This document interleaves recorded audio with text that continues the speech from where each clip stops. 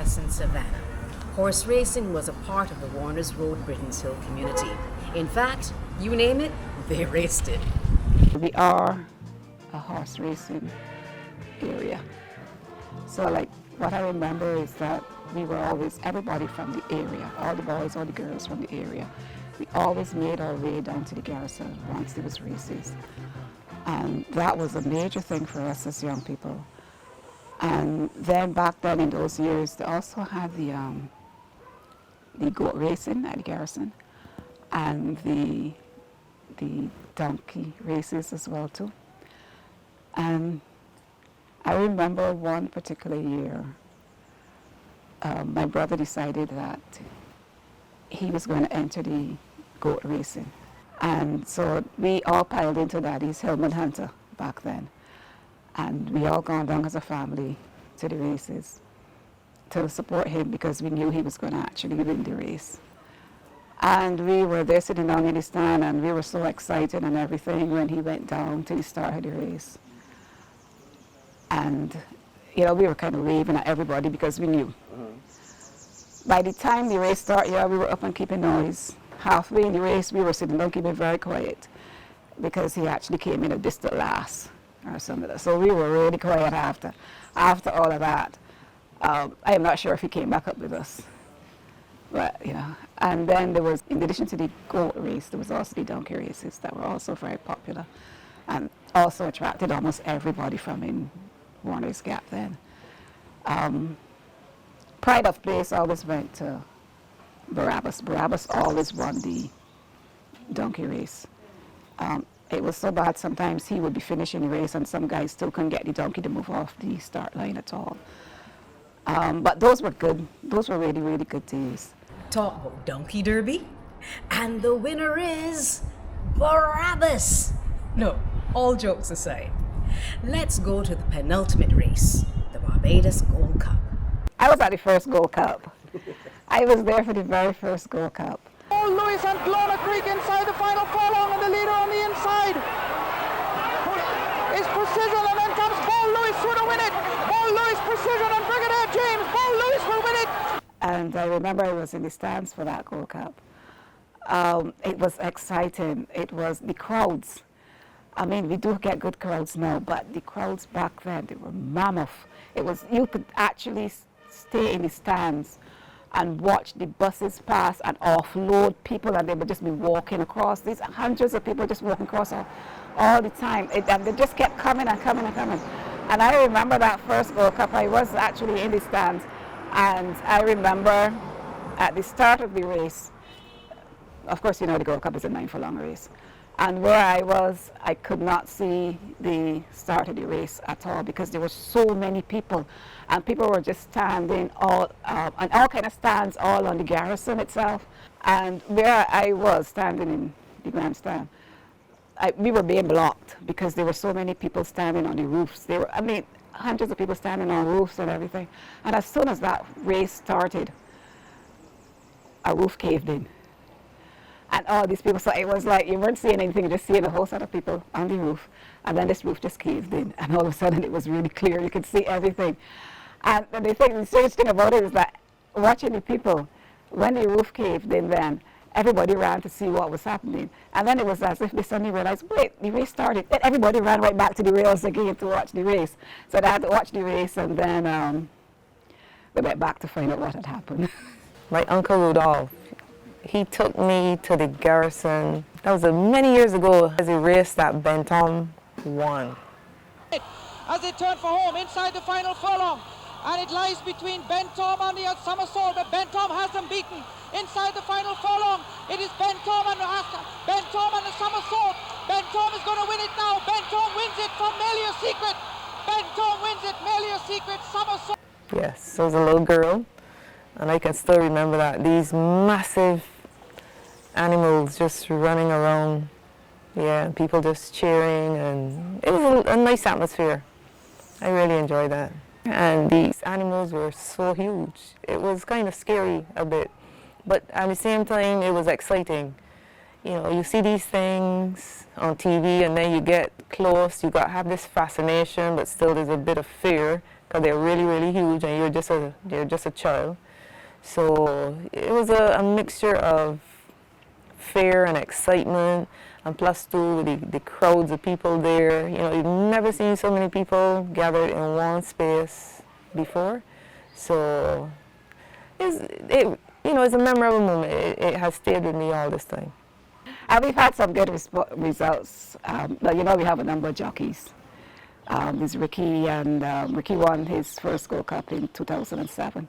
Actually, he and his brother Rico, they did a 1-2 in that particular race. And then Rico won it in 2015. And then we've had many jockeys from here winning the Gold Cup. We've had Tom, we've had Jalon, he's also from Britain. So we've had really good in terms of horse racing. And we don't only have the jockeys. We have the jockeys, we have the grooms, we have the trainers, we have everybody in this catchment area. So that's why they call it, Britain Silver is called the horse racing town. Really, honest and truly. And since then, I think I missed one Gold Cup race, and that would have been when I was overseas studying. And I remember we didn't have no cell phones or anything like that. So I remember I called home to talk to my dad so he could put the phone next to the radio so I could listen to the race. And I think I had to call home, and I was in England, so I had to call home like 3 times because that was the one year the race was delayed and it started late, so I kept calling home all the time. Then eventually, when I called, my father just said, don't bother to call back, and he just put the rest of the phone next to the radio just so I could listen to the Gold Cup. It was a big thing. One of the advantages of living close to town is having the excitement of festivities just close to your fingertips. Back in the 70s, I remember the first crop over. Declare Crop Over Festival 1974 open.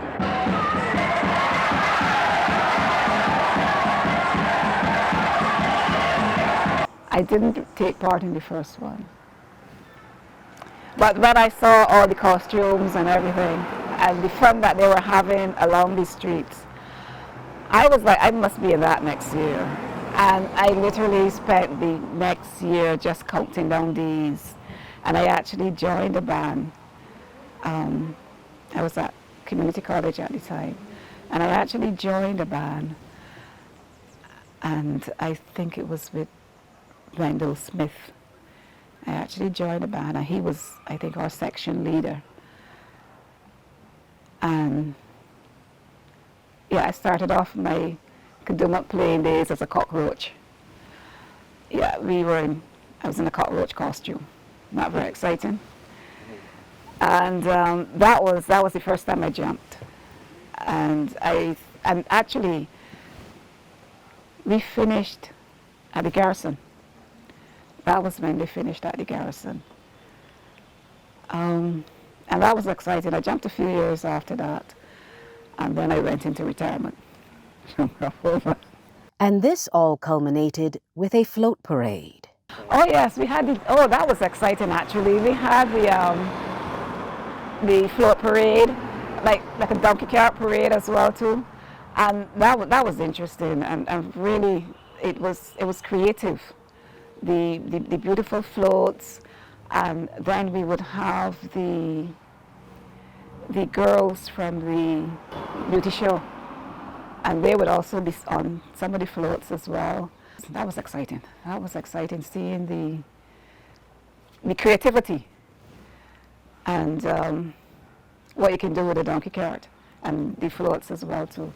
And for children, that was exciting. That's one thing that I tend to miss. The float parade, I tend to miss that, and it was really well attended. The people would just line the routes to watch the floats go by. Returning to Warner's Road proper, in Britain's Hill, the entrepreneurial spirit also thrived. There was actually only one shop, one business within Warner's Gap itself, and that was one right to the top. And that was run by Mr. Edward Small and his wife, Linda. And they operated that shop for many years, actually. And in addition to being a shopkeeper, Mr. Small was also a contractor, and he converted many of the wooden homes into what we would call bungalows. And he was the contractor for most of those jobs, and he literally built them. And he also was the contractor for my parents' home, because that was also one of the wooden homes, and it was converted into a wall structure. We had a shop in Burke's Road. My fondest memory, Miss Mears. There were two sisters. That was the closest shop to us. And, you know, two sweet old ladies, you know. Mother would send you across to the shop to get, you know, something. It could be biscuits, it could be cheese, it could be bread, whatever the case is, butter.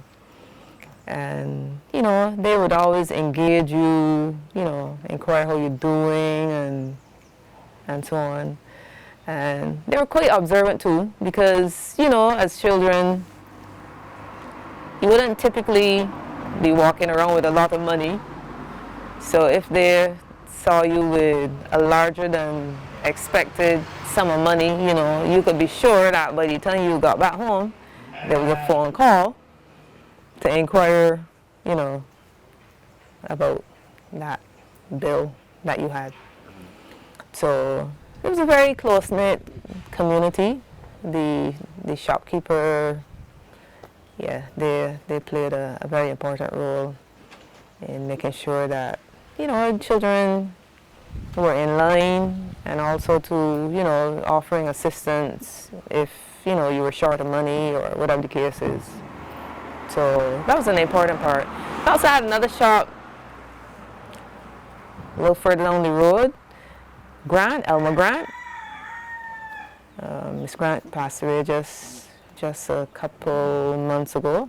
She was one of the stalwarts in this neighborhood. She sold everything. You could get things to eat there, drinks of course. It's a fairly popular watering hole. It was the place to be in the community. So it was very active food-wise, you know, from the morning time. Miss Grant, she was, you know, up and about early. So you could get something to eat there. Drinks, a wide variety of drinks for sure. Nightlife, yes, you could play a good game of dominoes there. So it was a you know, a real community spot. So you can get a bit of everything there. It was like a landmark. People from all over the area would pass through there. And it's centrally located in the Bridenstone community, so about halfway across Villa Road. And I think because of its popularity, you know, persons from outside of the community also frequented there. It's a very popular spot in the 80s, 90s, probably 70s, but 80s, 90s for sure. Patricia tells us how her family got into business. Meanwhile, Elaine got into the fold of entrepreneurs. My parents actually started the business. The mini mart was opened in the 80s, in 87. And I remember when they were thinking about what they would actually do. Because right next door to us there was a shop, and then there was the Grant shop as well too, which is well known right at the corner. And I think by that time Mr. Small's shop had closed, and he was just concentrating on doing his building work and also basically winding down. So we decided, okay, we are going to open a shop. And back then in the 80s was when we started to see the movement from the small shop more to the mini mart type thing. And I remember telling my dad, you know, instead of going the shop route, because within the vicinity there were other shops, I said, let's go a mini mart route, which is kind of different, and where I figured most people would have been going, most businesses would have been going. And I got a bit of resistance And but then he went ahead with the entire idea. So that was back in '86, and my parents ran the shop with help from us, the children. And they ran that until my dad. When my dad died, he died in 2007. That's 18 years ago that he died. And I tend to have a fairly big mouth. So I remember one thing I always felt very strongly about was I was always sad by the fact that a lot of these small black businesses tended to be one generation and then they would close. And that is something that I still feel very sad, and I feel very strongly about that. For some reason we can't seem to get past the one generation. When my father became ill, I assisted him a lot in the shop. And then after he passed, it was strange because many people just expected that we would have closed the shop after he passed. But I didn't want that. I didn't want that my parents worked so hard. The usual 7 days a week, morning to night, and then just close the business. Plus, I didn't want it to be another black business that closed after only one generation. So I decided, okay, I'm going to continue with my mom. And so we did some expansion to it. We expanded it in 2008, and then we did another expansion in 2016. But for me, I work 7 days a week, basically from morning to night. And I do it because I don't want my parents' business to fail. I don't want it to become another statistic for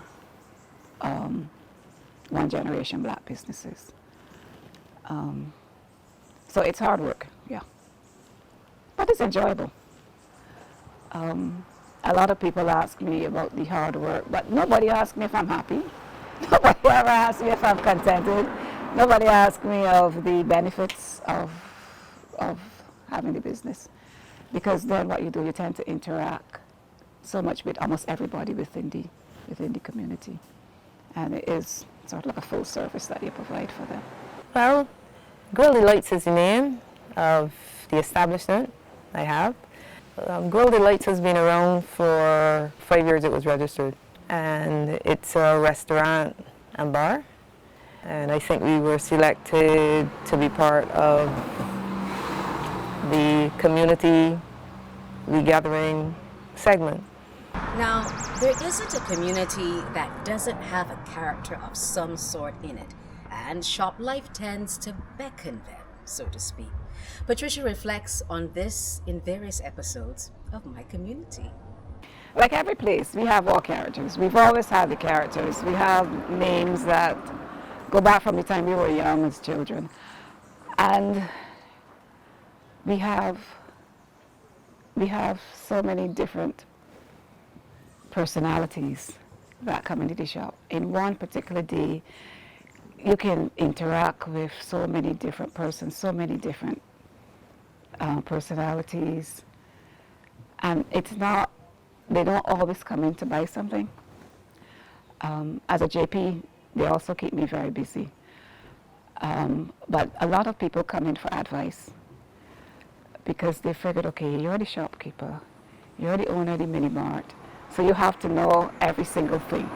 So anything that is happening within their lives, they come in and they expect to get an answer from you, some kind of guidance on what they should and what they shouldn't do. So it's not, one day is never like the other day. But I do have to say that I have a sort of loyal cadre of customers. Even sometimes when we have some heated discussions, because they know that I will tell them if they're wrong. I'm going to tell them. And they know I'm going to be very strict with them, especially children. But, you know, if I'm strict with them today, the good thing about children, they're going to come in tomorrow and it's going to be, Auntie Pat, Auntie Pat. Everything is forgotten and everything is good again. But so it's rewarding. It is rewarding.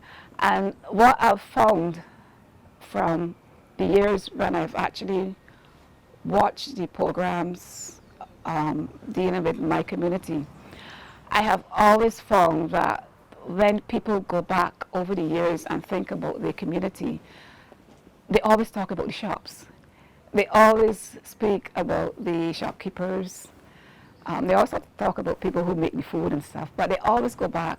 It's as if the shopkeepers are an integral part of growing up because they play such a major role. And you can see children from the time they're born take their first steps. They go to school, primary school, they go into secondary school. I've seen them go to university. I've seen them start to work. I've seen them start their own families. So you can actually see that progression.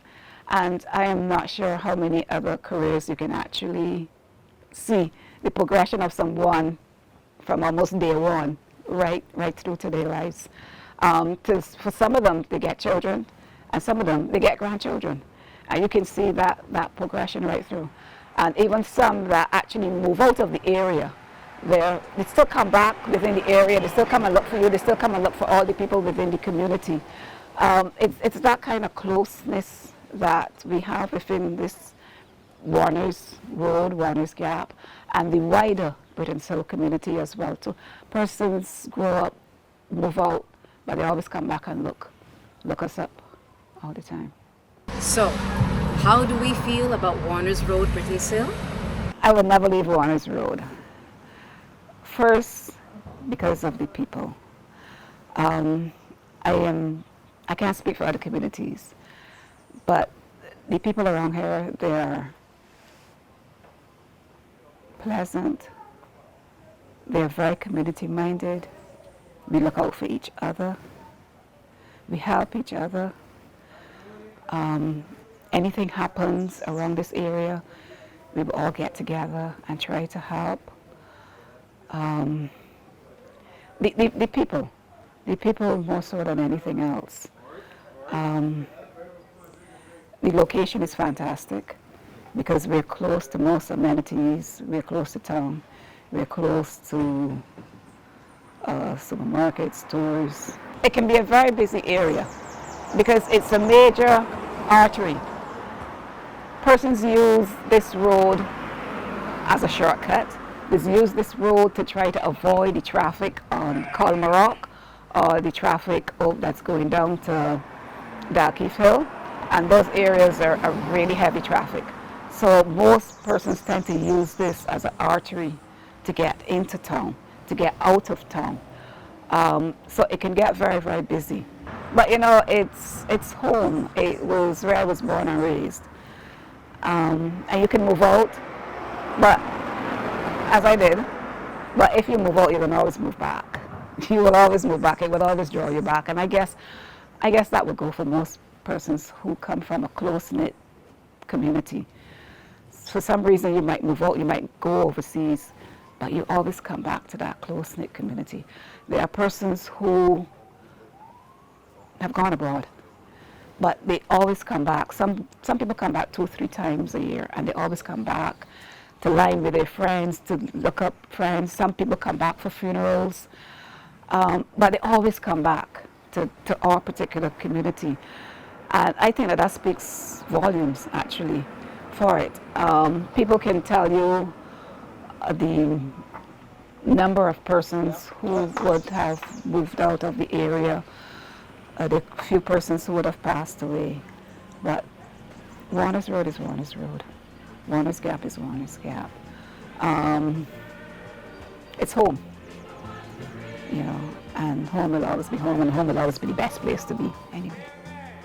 Patricia and Elaine say they would never trade Warner's Road, Britain's Hill, St. Michael for the world. There are many people from the parish of St. Michael that wouldn't trade living closer to the city for anything. If I had a choice, I'd like to see what that is all about. In fact, I think all of the things that everyone has shared with us from the parish of St. Michael tells us that it is still very much the hub of life activity, longevity, and rich in culture. You've been watching My Community. I'm Cuban Sport.